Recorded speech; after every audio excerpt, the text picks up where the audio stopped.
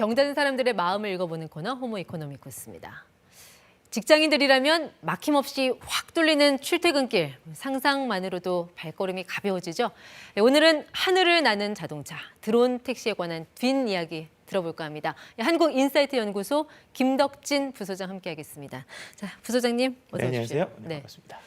주로 이제 공상과학 영화 단골 소재였잖아요. 하늘을 나는 자동차. 지난주에는 이게 내 눈앞에서 펼쳐지더라고요. 네, 맞습니다. 이제 한강에서 실제로 나르는 택시, 드론 택시를 본 것인데요. 실제 영상을 보시면서 좀 간단하게 얘기를 해볼게요. 네. 일단은 아직은 사람은 탄 건 아니고요. 쌀포대 80kg가 사람 대신 탔습니다. 80kg요. 네.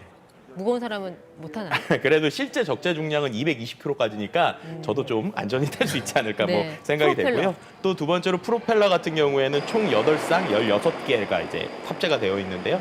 일반적인 헬리콥터랑은 좀 다른 모양이죠. 네. 네. 그리고 또 한 가지로 이제 실제 비행 시간 같은 경우에 이번에는 이제 10여 초 만에 해발 50m까지 올라갔고요. 1.8km 구간을 두 바퀴 돈 이후에 네. 착륙해서 한 7분 정도 실제로 운행을 했었습니다. 저렇게 프로펠러 16개면 소음이 상당할 것 같은데요? 그래도 실제 헬기보다는 적었는데요. 실제 경험상 봤더니 이륙장소에서 한 80m 정도 떨어진 곳에서 네. 대화를 하거나 전화 통화하는데도 문제 그래요? 없을 정도였다고 합니다.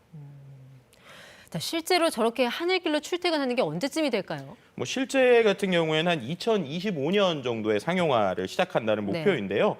실제로 나오는 요금이나 관련된 내용들을 좀 보더라도 아직은 조금 시간이 걸릴 것 같아요. 왜냐하면 네. 2025년에 바로 시작할 때는 한 11만 원에서 12만 원, 그러니까 여의도에서 인천공항 갈 때까지 예상이 되고 있는데요. 지금 이제 주로 도시철도 아니면 네. 공항버스 이런 거 이용하잖아요. 네, 그렇죠. 네. 거기에 비해서는 좀 비싼 많이 요금이긴 비싸네요. 합니다. 네. 근데 실제로 이제 한 2030년 정도 노선 확대가 되고 35년에 이제 자율주행이 가능하게 된다면 이 요금이 최대 한 2만 원까지도 낮아질 수 있다라고 얘기되고 있는 상황입니다. 어쨌든 예상 소요 시간이 1시간 20분 걸리던 게 20분으로 줄어드니까 또 그만큼의 매력은 있는 거네요. 예, 맞습니다. 네.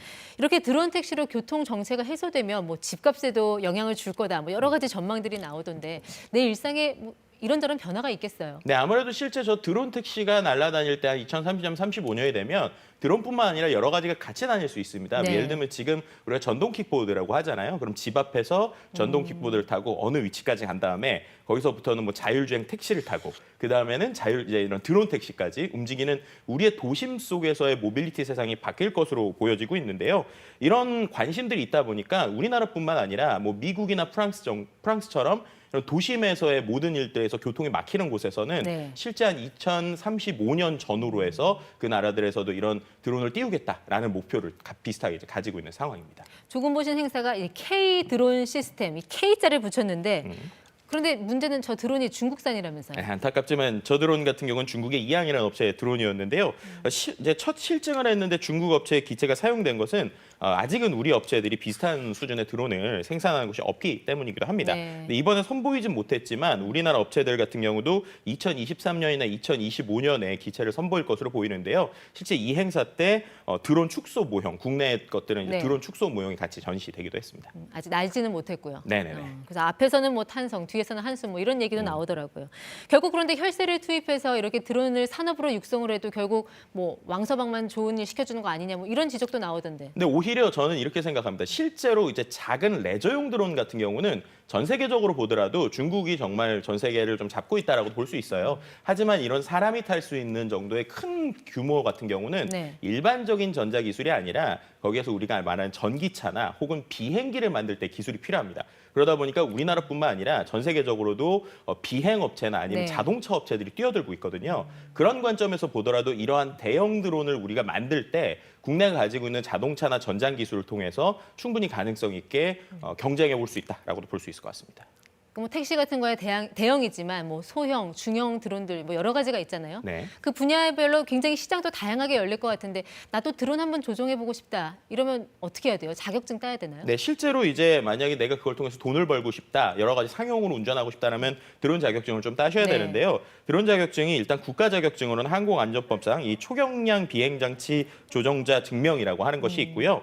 그 외 민간 자격증으로도 뭐 드론 제작 정비사나 촬영 전문가, 교육 지도사 등 뭐 다양한 것들이 있습니다. 그럼 그 자격증을 따면 실제로 뭐 돈벌이 활용도 할 수 있는 건가요? 실제 뭐 방제나 방역 같은 곳에서 실제 뭐 드론이 활용이 되고도 있는데요. 방제라고 하면 농촌에서 이렇게 씨 뿌리고 뭐 농약 네네, 뿌리고 이런 거 맞습니다. 말씀하시는 네, 그 부분 같은 경우에는 실제로 최대 하루에 한 200만 원 정도 이제 버시는 분들도 있습니다. 하루에 20만 원 아니고요? 네, 그 200만 원이긴 한데 그게 이제 2인 1조나 3인 1조고요. 네. 그다음에 아시지만 방제라는 거나 방제가 한 철이기 때문에 1년으로 봐서는 뭐 그렇게 많지 않을 수도 있지만 일종의 어쨌든 이런 특별한 부분에서 어느 정도 고연봉의 혹은 고임금의 것들도 존재한다라고도 볼 수 있고요. 아직까지 뭐 많지는 않습니다. 하지만 네. 향후에 이 드론 시장이 커지고 예를 들면 이런 뭐 탑승용 드론이라든지 여러 가지 네. 시장이 커지게 되면 거기에 맞춰서 다양한 수요들, 또 거기에 맞춰서 다양한 어떤 돈을 벌 수 있는 기회들도 존재할 수 있을 것이라고 예상하고 있습니다.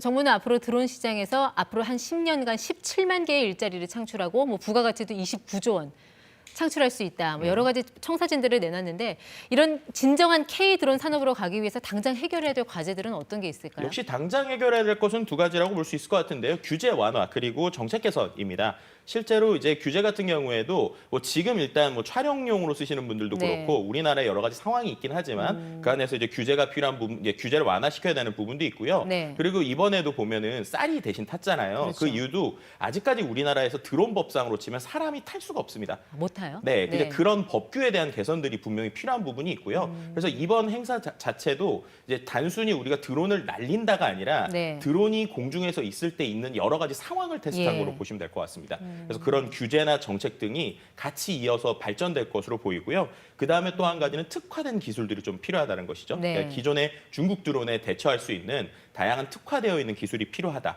그리고 규모 있는 기업 주도에 좀 어느 정도 시스템이 들어와야 될 부분이 있는데 아무래도 기존에는 중소기업들을 중심으로 움직이다 보니까 중국의 어떤 그 집약적인, 그러니까 노동 집약적이거나 자본 집약적인 것들을 좀 이기가 어려웠던 부분이 있거든요. 네. 그 부분에 있어서 이제 어떻게 보면 국내에서도 좀 규모 있는 기업들이 투자해야 되는 이런 필요성들이 있다라고도 요약해 볼 수 있을 것 같습니다. 방금 규제 말씀하셨는데 드론 택시가 좀 자유롭게 날아다니려면 네. 일단 하늘길이 열려야 되는데 지금 강북 지역 같은 경우는 제한구역이고 강남은 아예 금지구역이잖아요. 그렇죠. 이런 것도 좀 해결이 돼야 되는 거 아니에요? 네, 맞습니다. 그렇기 때문에 이번에 결국 행사에서 제일 중요한 게 왜 K 드론이 아니라 K 드론 시스템이라고 하는 이유가 바로 그겁니다. 그러니까 결국 아직은 우리가 기체는 못 만들지라도 시스템 자체를 그 개선을 빨리 해서 네. 실제 우리나라 제품이 나왔을 때 바로 드론을 띄울 수 있는 이런 구조와 환경을 만들겠다라는 것이 이번 행사 그리고 이제 전체적인 정부의 의지라고도 볼 수 있을 것 같습니다. 네.